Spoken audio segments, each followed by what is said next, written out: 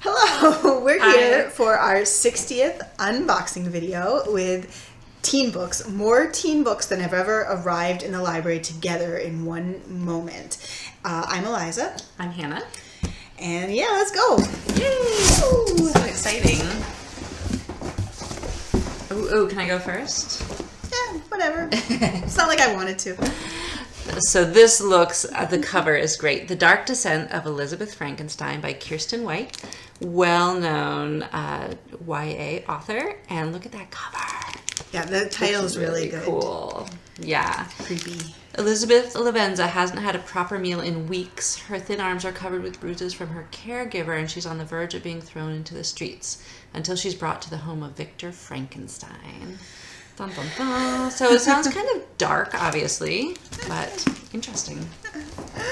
Okay, Grim Lovelies by Megan Sheperd, another good title by another popular teen author. And it says 17-year-old Anouk envies the human world. Oh, where people known as pretties lavish fast cars and high fashion. But Anouk can't have those things because she's not human. She's a beastie. Ooh.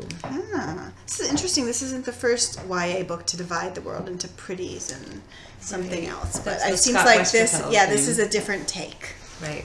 Yep. We are replacing our copy of Divergent because we ought to have one of those. Very popular. Broken Things by Lauren Oliver, and I really like the cover on this one. You can see it's the back of three girls' heads and you can see their hair, and she's another big name in YA. Three girls are obsessed with a novel and write fan fiction for it, and then they actually get drawn into the magical world they created.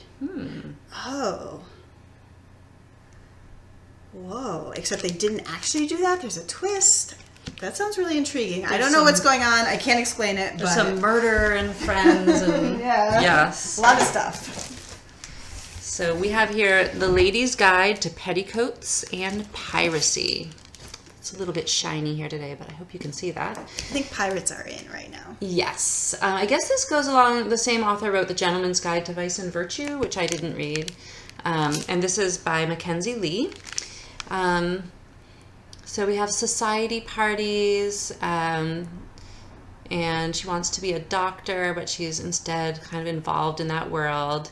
And she spent the summer with her brother in Europe avoiding highwaymen and pirates. So then she wants to go back to England to avoid marriage and enroll in medical school. But, as we can guess, it will be complicated. Dream Country by Shannon Gibney.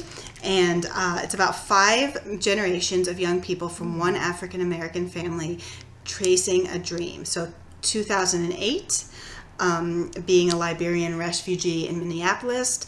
1926, fleeing deep into Liberia. 1827, on a Virginia plantation. 1980, so now we're back in present time, in Liberia, and then 2018, another child in Minneapolis. That sounds amazing. Like that just sounds like a lot of really good stories, and certainly very topical for what things are going on in this country. So, and it reminds me a little of Homegoing that you and I read. That was really like over time and across continents. So this book is called Mirage, and it's by Somaiya Daud. I don't know much about this book. It's a mystery. It is. It's sort of reading as fantasy to me. World dominated by the brutal Vathek Empire. There's like a bad regime. Right. She's going to have to travel beyond her isolated moon. So we have some moon things going on. But she's kidnapped by the regime and realizes that she looks identical to the cruel half-Vathek princess Maram. She has to pretend to be the princess. Who everybody hates. So she might have to die in the princess's place. Sounds interesting. Dry by Jarrod and Neal Shusterman. And Neal Shusterman is the author of the Unwind series, which I read, which was really powerful. And this is about a drought very, very serious drought it sounds like it's like in our world, but what happens when things really get bad. Which is happening. Yeah. Oh yeah, you can even see, I didn't notice this at first, but on the cover it's like a drop of water and then you can see flames. So this book is by Anna Godbersen, When We Caught Fire. It's a really nice cover. Her name is so familiar, but I can't think what else she wrote. It says she's a best-selling author. But what? What books? What? We don't know. So it's 1871, and it takes place in Chicago's high society. And this looks like maybe a bit of a romance, a love that made the world burn. Anna Godbersen wrote, is it Lux or Lux? The Lux. Wasn't it called The Lux? I loved that series. Yeah. It was definitely one of those ones where like the first book was amazing and then like I read the rest of the books because I really wanted to know what happened to the characters. But I would definitely, even though they were written a few years ago, they're worth going back and reading. Yeah, and this one seems like kind of light but fun and Chicago and love and sweet book. Another really good title. This one is called The Boneless Mercies. Ooh. And the cover is amazing. Look at that. And look at that. I am all over this. I don't know what it's about. I don't even need to know. But I will tell you that they are trained warriors called Boneless Mercies. And they hunt these beasts. And but they get sick of killing for a living. And they try to make it so they don't have to do that anymore, but it seems like that maybe involves like actually making big changes to like the society, I guess. I don't know. So, well, it's compelling. Compelling, yeah. All right. We have a book here by Leah Stone called Fallen Academy. Look at those wings. We like angels and such. So let's see, what do we have here? Brielle Atwater isn't sure of much, but she knows a few things. Having black wings is not normal. Selling her soul to the demons was a mistake. And Lincoln Gray is a real jerk. I like that, like, having wings is clearly normal, but, like, black wings aren't normal. Right. So we have angels falling from the sky and war with the demons ravage the earth, and a tainted academy. Looks like a really fun book to read. The Bridge of Clay with Marcus Zukas, author of The Book Thief. Their book has many fans throughout the world, and I suspect they will want to give this a go. Just can tell you really quick, 5 brothers, a menagerie of pets, and the father walked out of them, and it's a story told from back to front. Ooh, I like stories told back to front. That's intriguing. That is intriguing. I like the cover, too. All right, we have here Damsel by Elana Arnold. National Book Award finalist.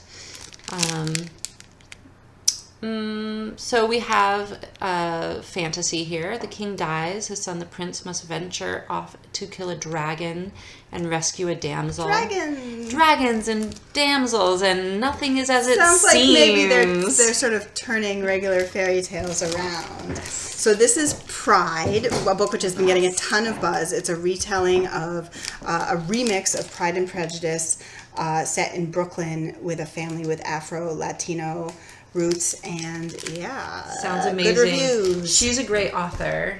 That's Ibi Zoboi. Ibi Zoboi. Yeah, fun. I'm looking forward to that one.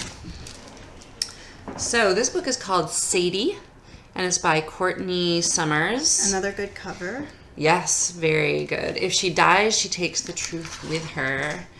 So it's about podcasters and radio personality, and girls are going missing. So some intriguing things to follow. I like the idea of a book about podcasters. I'm a big podcast person. For